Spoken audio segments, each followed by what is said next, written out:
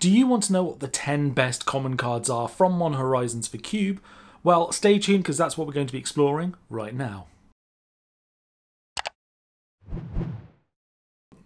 Hello and welcome to Life Begins at 20. My name is Mark and thank you so much for joining me, and if this is your first time here, welcome, and if you haven't already, make sure you hit that subscribe button below so you don't miss out on any of my future content, and if you enjoy the video as well, make sure you hit that thumbs up. So Modern Horizons gave us a massive power creep in the commons section, and I really did struggle to keep this to just 10. There is one honourable mention, which is only really if you're supporting a single thing, which you'll kind of understand as soon as we get to that. But I mean, there are so many great cards from this set, so make sure you let me know in the comment section as well below which cards it is from this set that you enjoyed the most and have put into your Pauper cubes, or potentially even higher. So without any further ado, let's get stuck in. First up is the honourable mention, and if you're utilising snow basics in your cube for the likes of Scred, you have yourselves a new toy in the form of Arkham's Astrolabe.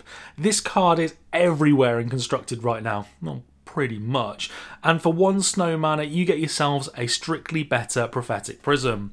The mana filtering is useful for fixing, but the ability to bounce the card back and replay it multiple times in a round if you have the right deck for it can prove so much value over the course of the game. Whether you think this is enough of a value or a plus point to put snow basics into your cube, I'm not particularly sure, but if you are planning to do it, this is an absolutely fantastic card for you to chuck straight in. So with the honourable mention out of the way, let's get on with the main list.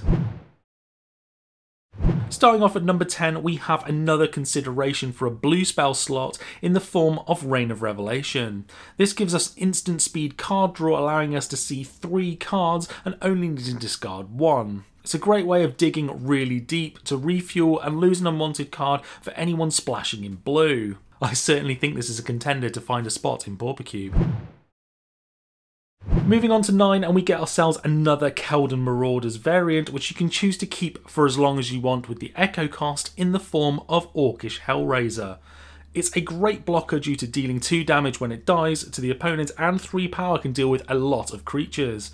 If it ends up coming in on an empty board, you won't mind paying the extra 1 to be able to keep swinging in with it if you have any other 1 or 2 drop plays to go with it or allow you to curve out.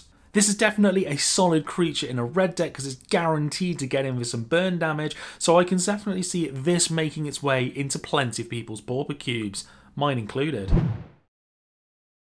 Modern Horizons gave us a really solid card here that could get out of hand very quickly in the form of Gluttonous Slug. It really shouldn't be difficult over the course of the game to make this a 2/5 menace or even a 3/6. That'll make this another great attacker, and for only 2 mana I can definitely see this slam dunking its way into many people's Pauper cubes. Sneaking into the number 7 slot, we have an easily splashable source of a huge amount of damage in the form of Ninja of the New Moon. I'm a big fan of ninjas, and the 1 black mana for the ninjutsu trigger certainly allows more decks to try and utilise this as a potential game winner. 6 power is nothing to scoff at and certainly will make a significant dent, plus the potential of even more value coming from the creature you bring back to your hand when you replay it is a plus. Again, this is another great card from the set that I can see people wanting. At number 6, we have a card that has great value for the mana cost, and that is Trumpeting Heard. While not the most exciting of cards, getting 6 power and toughness over 2 turns for 4 mana is exceptional value. The downside is that you'll have to wait another turn to get both of the tokens, but in most cases this shouldn't be an issue. Moving on up to number 5, and this 4-drop does a lot for the White Weenies deck for sure. The 2/4 body isn't the best, but attacks as a 3/4, and giving all of our other creatures +1/+0 can really help get in for more damage or even trade up with our opponent's blockers. The fact that this also takes out a blocker on attack 2 makes it for a potent creature. I certainly think having this and Territorial Hammerskull in the same deck could make for some explosive attack steps. This card is 100% going into my Pauper cubes, and I certainly think it can make it into yours. Up to number 4 now, and Martyr's Soul is a card that I really like a lot. You can utilise Convoke to make the 3/2 body cheaper, or if you manage to cast it by tapping 3 creatures, it's a 3/5/4. which is absolutely incredible. That'll make a great threat, and it's pretty easy to achieve for a Swarm or a White Weenies deck. And with all those positives, added to the fact that it's a soldier may make it a slam dunk as well for many people's cubes. Defile makes it into my number 3 slot, and for good reason. This has to be one of the most powerful scaling pieces of removal from Modern Horizons, and potentially in Pauper Cube too. This can easily get to the point of being able to remove pretty much any threat your opponent has as the game progresses, and for 1 mana it's an absolute bargain. Unless you run a lot of non-basic lands, this will easily scale above Disfigure in no time.